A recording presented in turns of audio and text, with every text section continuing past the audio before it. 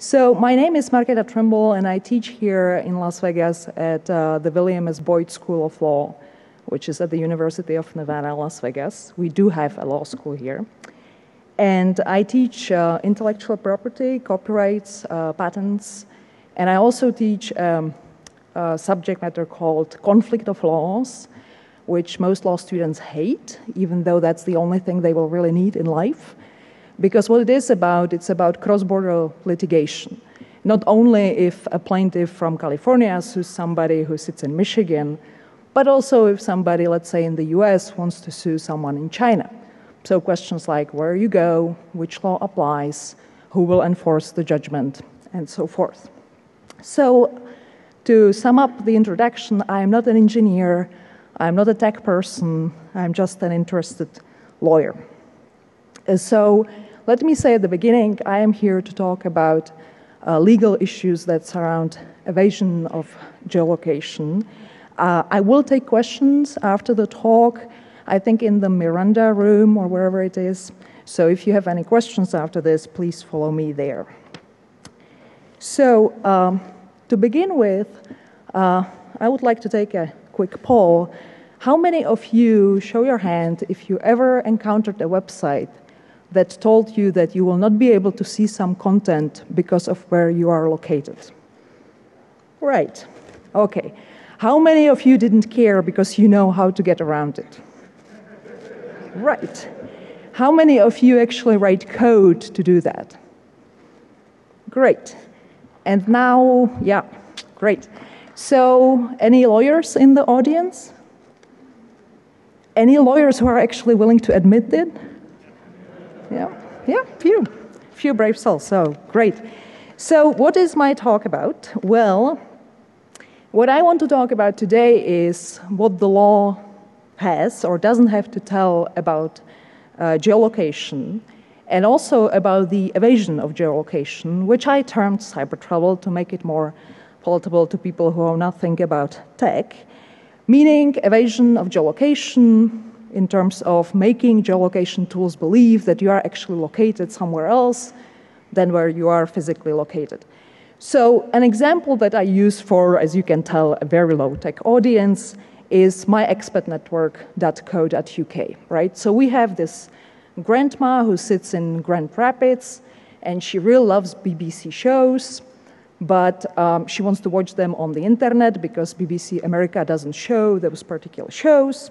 So she would use maybe this very low-key tool, myexpertnetwork.co.uk. She pays £5, British pounds per month. And of course, it's great because suddenly she appears as if she were in London and she can view those BBC shows. Wonderful. So does the law care? Should it care? And what does it do about it? And what you should know about where things are headed. So, disclaimer, this is not a tech talk, which I'm really sorry about. This is not going to provide you any tools to evade geolocation. After all, it doesn't seem that you are in the need of my help there. Nothing said in this presentation during the Q&A, and of course, never, ever, whenever you meet me, whatever I tell you is not legal advice, right? And also nothing that I say you should understand as me advising you to do something, but also in the same vein, I'm not trying to tell you not to do something. It's your problem. I'm just not going to give you any advice. So why should you sit here, right? Oh, apart from the fact that there's that 50% discount outside. Well, so what I want to do is to maybe tell you something maybe new that you haven't heard yet, about where the law is going and what you should be expecting from lawyers, because lawyers tend not to know much about tech on average, and you never know what they will do. Also, this talk might help you to begin thinking about what kind of legal issues you might encounter if you actually engage in acts of evasion of geolocation tools.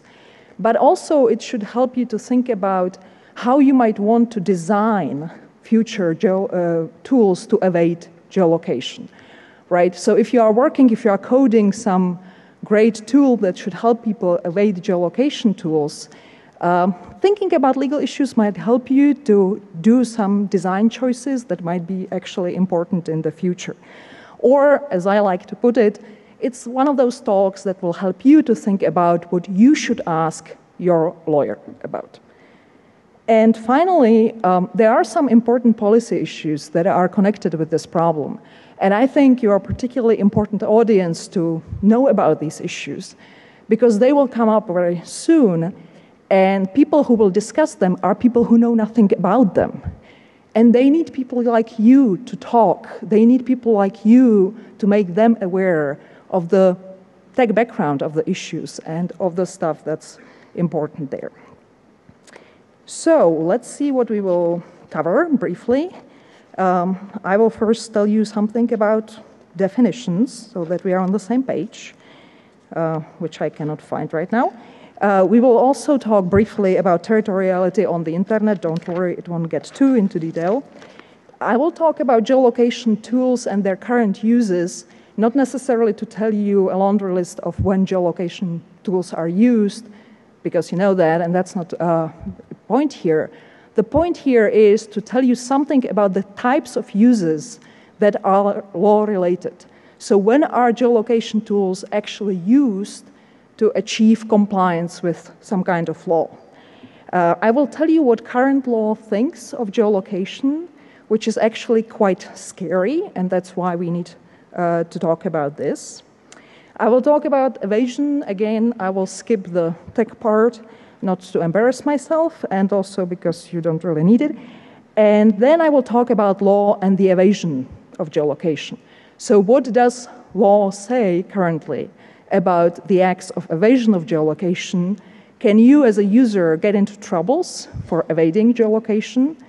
Or can you, as somebody who codes and provides a tool for evasion of geolocation, get into some kind of legal difficulty? And finally, I will talk briefly about what there might be at stake for us in the future and how you all might be able to lobby for certain kind of solutions that I believe are important.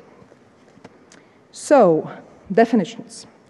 When I talk about geolocation, I don't mean any specific type of geolocation tools. Of course, when we talk about geolocation, I think of geolocation based on IP addresses, some kind of combined methods that based on your IP address and maybe some ping times and so forth can figure out approximately where you are located. But really, I mean any kind of tools that can localize a user. So whether they are based on IP addresses, GPS, whatever, that's, in my mind, geolocation. So what is the evasion of geolocation? Again, or cyber travel, it's any kind of tools that help you evade geolocation. So any kind of tools that are able to pretend that you are located somewhere else than where you currently physically are, whatever means you use. What's important about evasion of geolocation, the way I think about it, is that it's an act that helps you to view the internet from the point of view of somebody who is located in another country or another jurisdiction.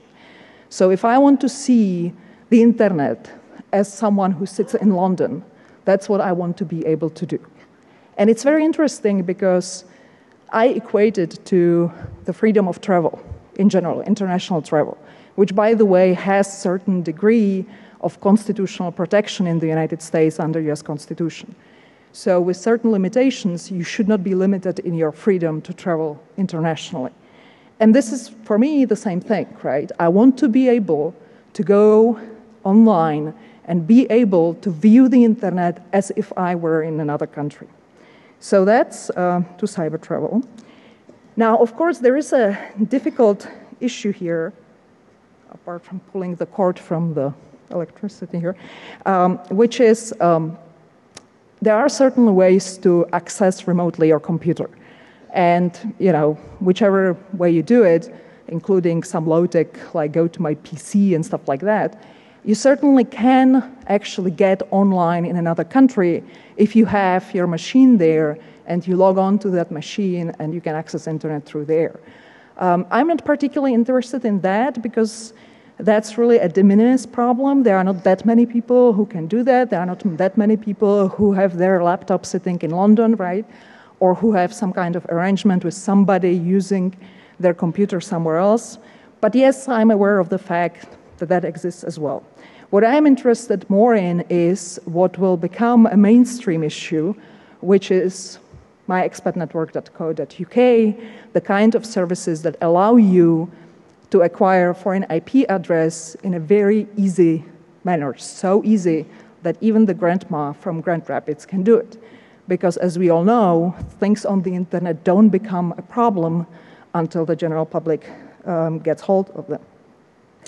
Another important point to make is when I talk about cyber travel or evasion of geolocation tools, I don't equate that with anonymization. Anonymization is another extremely interesting problem, but that's not really center of my interest. Not that I don't care, just for these purposes, for the purposes of this study, you can cyber travel and you don't have to be anonymous. On the other hand, you can achieve certain degree of anonymity and still be able to cyber travel, right? So you might be able to change your IP address so that nobody can really tell that it's you, but it still will be an IP address within Nevada, right? On the other hand, you might be able to actually get cyber travel and not be anonymized, meaning maybe some kind of passport system or whatever. So let me talk briefly about territoriality and the internet, and of course, you all know a lot about this. So let me just explain. A lot of discussion has been going on about who should rule the internet and which law should rule the internet. That's not really the issue here. The issue here is which law should apply to our lives on the internet.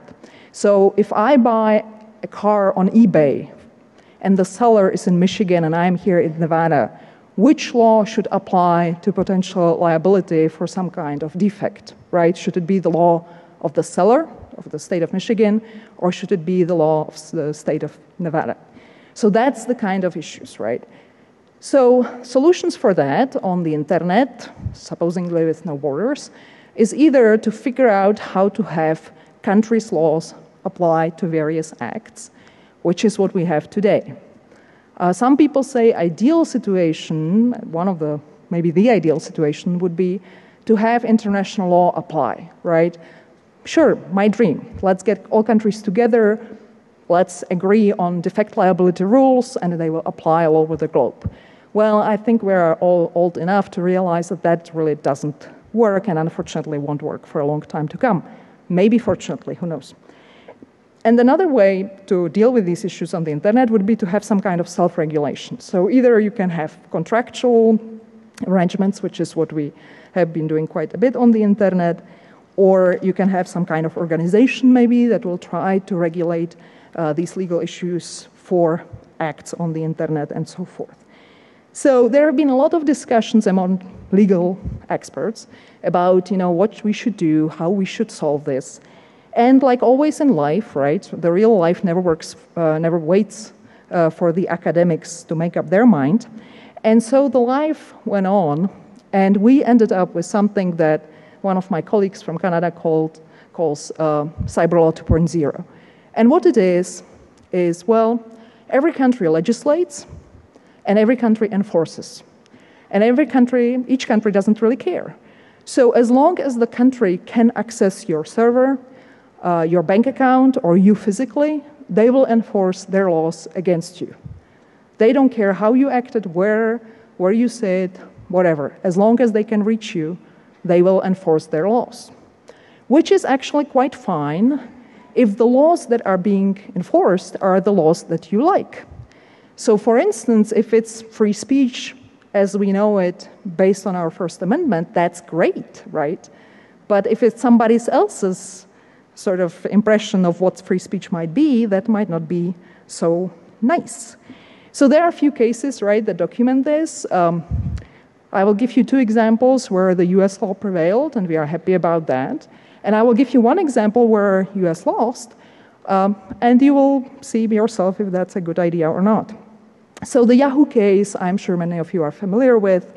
Yahoo offering some Nazi memorabilia in France, something we don't really care about here, but in France that's actually illegal.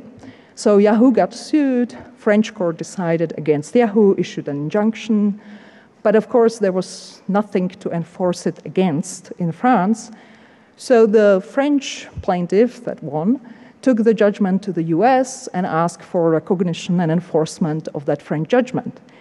And the US court said, well, no way, we are not going to tell Yahoo that they should not show something on the internet because then they would have to stop showing it also in the US.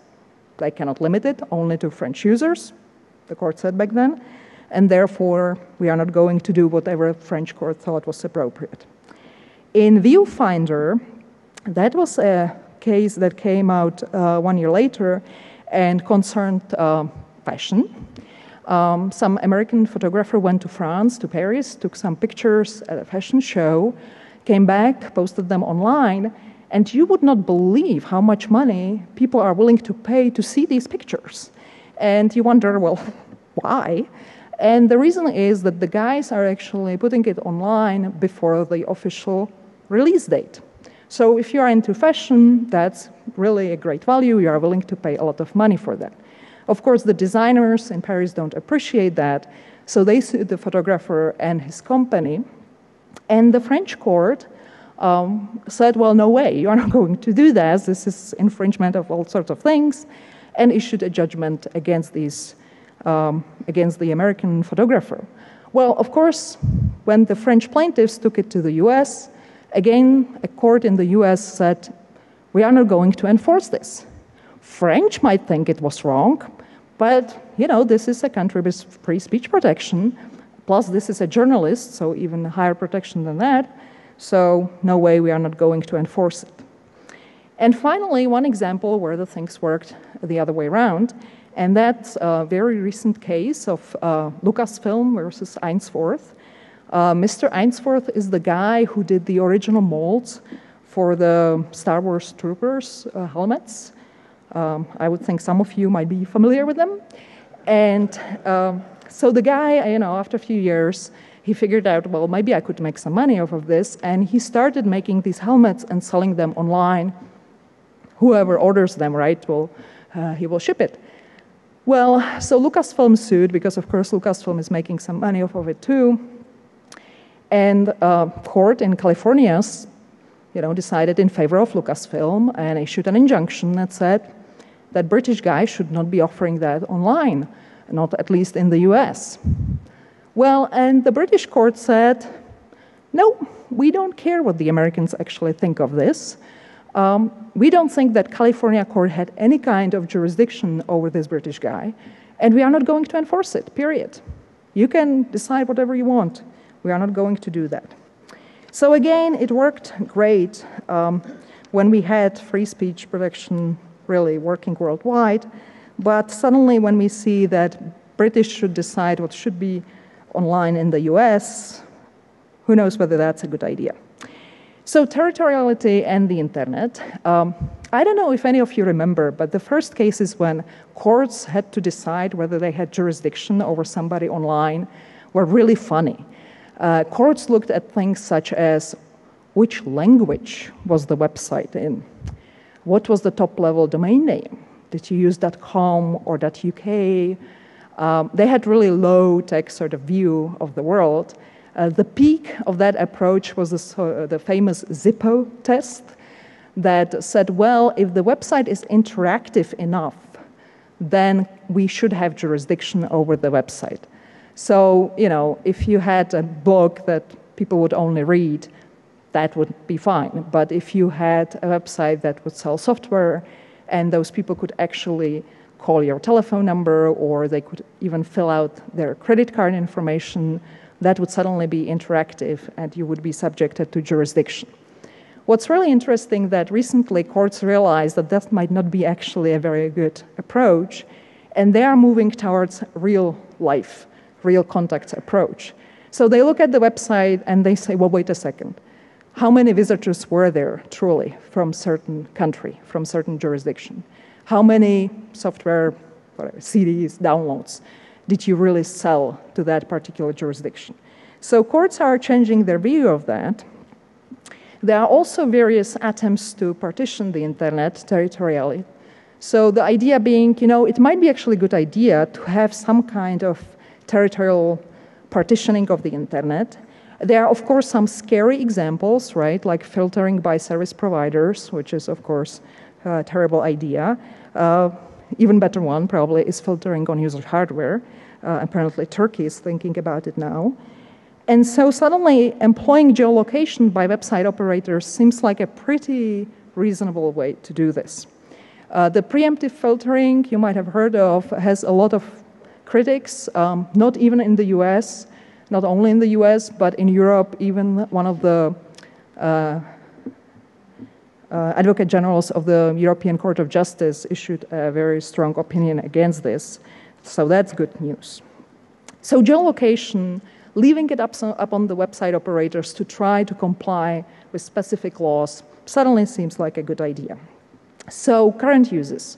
Again, I'm sure, since everybody here in the room seems to have encountered some of these geolocation problems, knows how it works. There are many ways, many reasons why people use this. Copyright licenses, right? So BBC might have actually copyright license to show certain content only to certain countries, to people connected from certain countries. Gaming regulations, right? William Hill from the UK is very careful not to show certain games to American users because they don't want to get into troubles in the US for the future when they hope to launch services here. Certainly security. My favorite example is a Hong Kong company, megaupload.com, which uses geolocation tools to filter out every single user who connects from Hong Kong where they are incorporated. Very smart, right?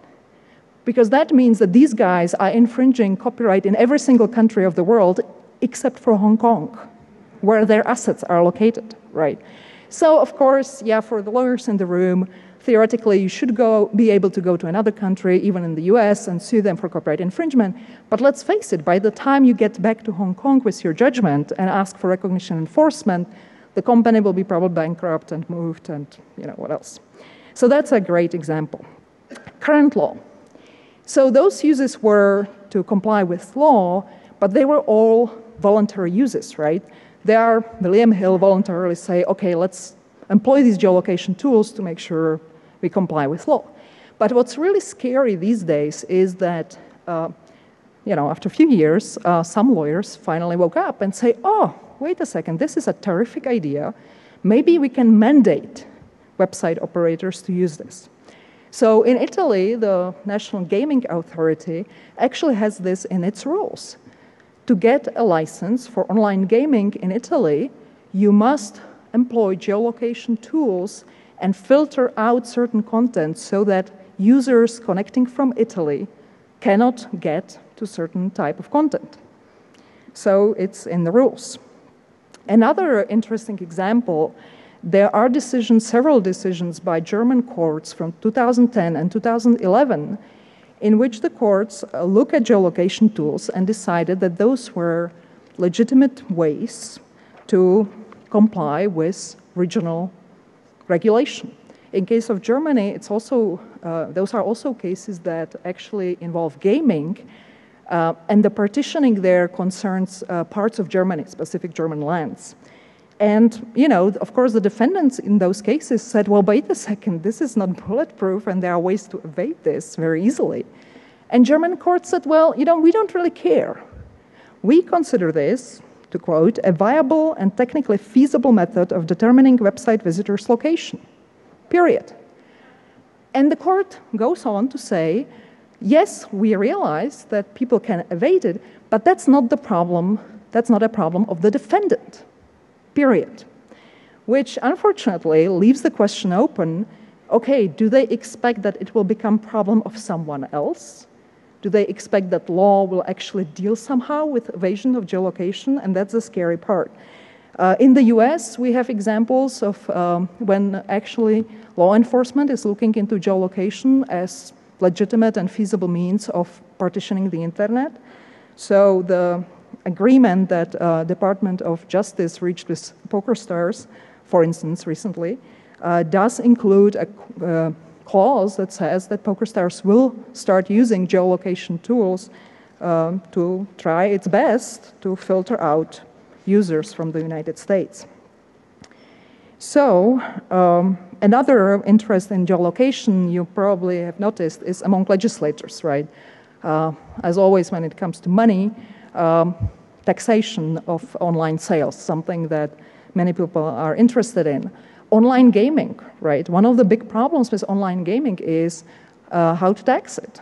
And if you can figure out who connects from where, suddenly things look much more appealing for the government. So there are three important things to take into consideration. There is the government's interest in partitioning the internet for various reasons, including maybe national security. But even when we look away from that kind of issues, just simply for the purposes of figuring out which law applies and how to comply with regional territorial regulation, that's something governments are interested in. The other component to this is, as you have probably noticed even here, a dramatically increasing interest of government in achieving a greater attribution of acts on the internet. And of course, we can debate forever whether it's a good idea or whether it's even feasible, and whether it's feasible without implanting something into our brains. But the fact is that that's where it's headed, right? They are interested to be able to attribute acts on the internet to specific users.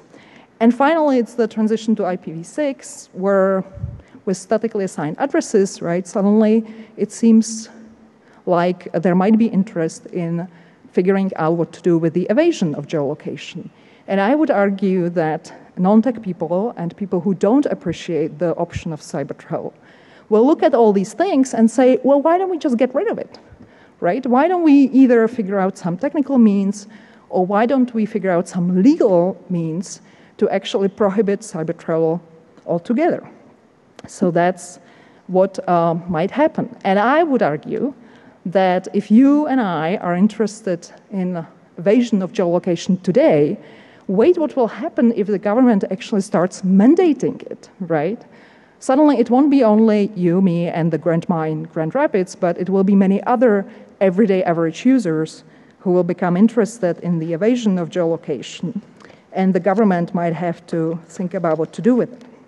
So again, very simple geolocation tools. The tools for evasion of geolocation are becoming extremely simple to use.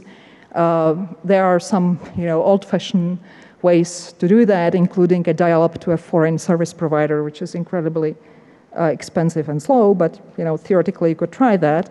Web proxies, other types of proxies, and so forth, including the services like myexpertnetwork.co.uk that charges the incredible amount of £5 per month for people to do that. But those are actually types of services that are very interesting because they target particular jurisdiction, right? So it's not like, well, you just want to look like you're somewhere outside the US. No, in case of myexpertnetwork.co.uk, you actually care for looking like you are in London. So that's the example. There hasn't been done much about evasion of geolocation in law. Lawyers don't really know much about it. There are two pretty famous experts on this, one in Australia and one in Germany, who have written about it. The German guy is, I think, the guy who is responsible for the German courts deciding that geolocation tools should be used as a means of legal compliance. But what I think is really pushing this issue forward are place-shifting cases. And if you look at these cases, they are all from 2010 or 2011, and they all concern cases that they are not really evasion of geolocation, but they are very similar, and I would argue that they are the precursors for further legal disputes that will concern evasion of geolocation. TV Catch-up in London, in the UK, write a service. If you live in some region of England where local TV really sucks, you can actually pay something and watch programming from other regions. The same principle with Maneki TV in Japan. Apparently, Tokyo regional television is really fun. Apparently, rural television stations are not that much fun. So Maneki TV, for some amount of money, allowed you to log on their service online, and you could watch those regional TV stations from Tokyo. Now, IVI and Justin TV might be more familiar to you, right? Similar principle, you are able to actually watch something that IVI retransmitted to you, I think used to. I think they were shut down by an injunction. But that was the idea, right? Justin TV is the one that works sort of on the Yahoo principle, YouTube principle, meaning you can actually broadcast, users can broadcast themselves, right? Justin TV was sued here in Las Vegas this spring, so they are involved in one legal dispute as well. So these are services that have been attacked because they are doing the place shifting. They are allowing you to watch something, to access certain content that you should not be supposed to view because you are located in the wrong place, right? So obviously, evasion of geolocation will be the next one on the line. So current law. There are two problems here, right? We have two people, two actors involved in this. We have me, the user of geolocation, of evasion, the cyber traveler. And then we have somebody here who actually wrote the code and provided it online and allows me to actually cyber travel. In cyber travel, we have two separate acts, right? There's the act of evasion itself. So me maybe logging into my expectnetwork.co.uk and getting the British IP address. And then there's a separate issue with why I do that, right? So what is next? What kind of acts are associated with my act of cyber travel? So one of the problems that the law has with this is how to localize my activity, right? So of course, I'm talking about that simple example, very simplistic, where I sit in the US and I acquire, let's say, a German IP address to view some site that's available only in Germany. But we know that in practice, that's not how it works, right? So we know that, in fact, the website I want to see is run by somebody in South Africa who might actually have servers sitting in Chile. So then, of course, where the packets are running, right, have nothing to do with Germany or me sitting in the US. So there is a problem with that. But even if we look at it in a very simplistic way, which is what law tends to do, so what are the challenges? Well, first of all, DMCA, right? So DMCA is not a US invention. That's actually a worldwide problem. 1996 treaties that were signed under the World Intellectual Property Organizations established these provisions about technological measures, and they have been implemented in many countries around the world, including all European countries, and we ended up with DMCA. So, as you probably all know, DMCA says, well, you should not really breach technological measures that are implemented to protect copyrighted work. Well, one problem with that is that copyrighted work is almost everything online. Contrary to what many people believe, you don't have to go to the Copyright Office and register something for it to be copyrighted, right? Anything that actually fulfills the condition of copyrightability is automatically copyrighted as soon as it's fixed in a tangible medium. So you don't really have to go to the Copyright Office at all anymore. So that's one problem. The other problem with DMCA is that in the rest of the world, under the WIPO treaties, countries protect technological measures as long as those measures actually protect copyright. The problem is that in the US, at least under the interpretation of the Ninth and Second Circuit, DMCA protects technological measures no matter for which purpose you breach them, right? So you might not have purpose of actually infringing someone's copyright, but if the measures are there and you breach them, you will be liable, which is sort of absurd, and my God, why did it happen to us here in the US? but that's the way the law is. It was probably wrongly written. It's probably an awful interpretation of the law, but that's what courts have been doing. So what it means is that if courts decide that geolocation tools are actually the kind of measures to be considered, the proper technological measures to control access to a work, just by evading the geolocation tools, we might be actually infringing the DMCA, which is scary.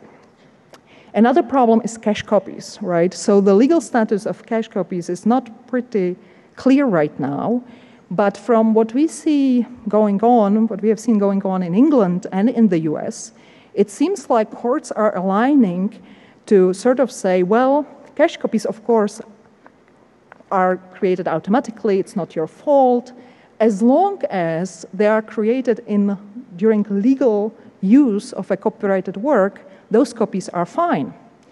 But if they are created while you actually use the work illegally, then those copies actually infringe copyright.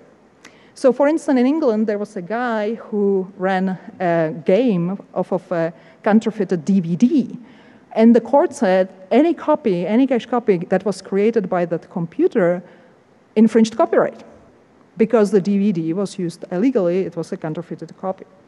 So that's an additional problem because then if the court would say, well, yeah, in fact, by evading geolocation tools, you are not using the work in compliance with what the copyright holder said you should be doing, then you are creating illegal cache copies and you are infringing copyright as well.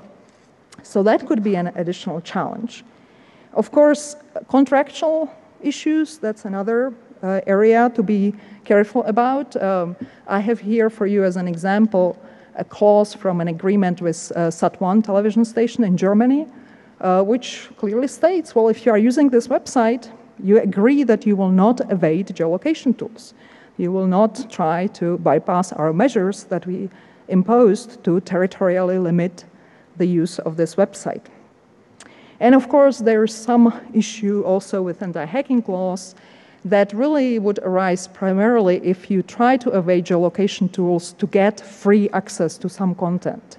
And that's something to be very careful about these days, because what happens is BBC, for instance, is launching a version for its international users that will be what we might call a pay-per-foreign-view access. So what they will do is they will say, well, if you sit in Las Vegas, you can actually watch these programs that we normally only show to people connecting from the UK, but you have to pay, right? So suddenly, if you evade the geolocation that BBC has implemented in order to get free access to that program, then you might actually land in some serious troubles. For the evasion tool provider, and I'm not saying here that this is a particularly great idea to impose liability on somebody who provides the tool. I'm just reporting what might be an issue. Again, there might be direct liability, right? Because if somebody said, well, evasion of geolocation, the tools that you provide are actually tools to evade technological protection measures under DMCA, there is a provision for providers.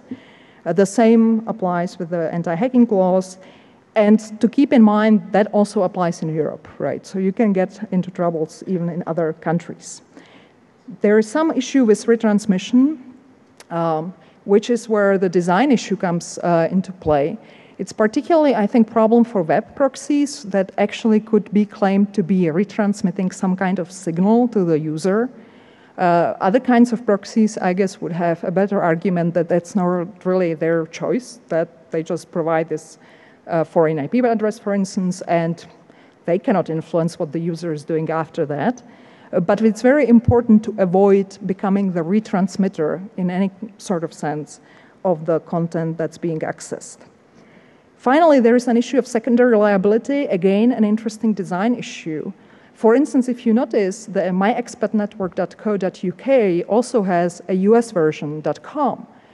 And what they do is, if you look at that, you would think, well, who wants a British IP address? Somebody who doesn't sit in Britain, right? That would make sense. No, myexpertnetwork.co.uk is really directed at British customers, right? You pay in pounds. You have to access their .co.uk address. You have to email them to their British email address and so forth. So the idea is to strategically dislocate the place where you offer the service and the place where the users might engage in something that might be considered copyright infringement. So my expatnetwork.co.uk can say, well, we were never offering anything in the US. We were offering to British people who happen to travel. So any act that we do in England, and anything that happens as direct infringement happens in individual countries outside the UK. Very questionable whether that would protect them from anything, but it's interesting to see that that's one kind of technique that they are trying to use to limit their liability. So what will the future bring? Well, what I would argue is we should be worried about courts, law enforcement, looking at geolocation as legitimate, working, effective means of partitioning the internet. What I would be worried about primarily, as much as I realize that that would really make life of many people easier, is that they will immediately look at the acts of evasion and say, well, of course these things must be illegal because, my God, they defeat the whole purpose of geolocation. What's very important there is to make sure that this problem is presented in the right way, right? It's a lot of PR work here. So, for instance, you would not believe how many lawyers who know a lot about tech talk about this as about misrepresentation of one's true location. Well, it might be, but you don't want to call it that way if you want to convince someone that that's actually a good thing, right? Don't use the word misrepresentation. Some people say, well, it's really should be a right to obscure one's location. But that's tricky because then you're really tied to the issue of anonymization. And because of law enforcement and other issues, right, that might be tricky too. So what should we do in the future? Well, you know, as long as we can, we should claim that it's a really de minimis issue, right? We will not publish that poll we took, and that only very, very few people would do that. The problem is that the number of grandmas from Grand Rapids will increase, and clearly there are more and more people interested in this. We should, I think, make sure that people understand that this is equivalent to physical travel. And as we face all sorts of problems for the future, and as the more our lives move to the internet, the more it will be like real travel, right? We might stop traveling one day by planes and so forth. We might spend all our lives in our bedrooms. And then, really, the real travel we will take will be the cyber travel. And we should protect that. We should be able to cyber travel to another country and be able to see the internet from the point of view of those people. And again, there is constitutional protection for the right to travel internationally. There are limits. They can ask you for your passport and stuff like that. But courts have recognized that there is an important value in being able to travel internationally, to see other countries, see how they do things, and so forth. So what is the big question for you is how to implement this. How to implement this, how to fight for the freedom to travel in cyberspace and make sure that it's not limited and that it's not lost in these discussions about anonymization, and that we are actually able to do that in the future, you, me, and the grandma from Grand Rapids. So thank you very much for your attention. I'm glad you were here because I think this is a very important topic. And I will be, I believe, in the Miranda room for Q&A. Thank you very much.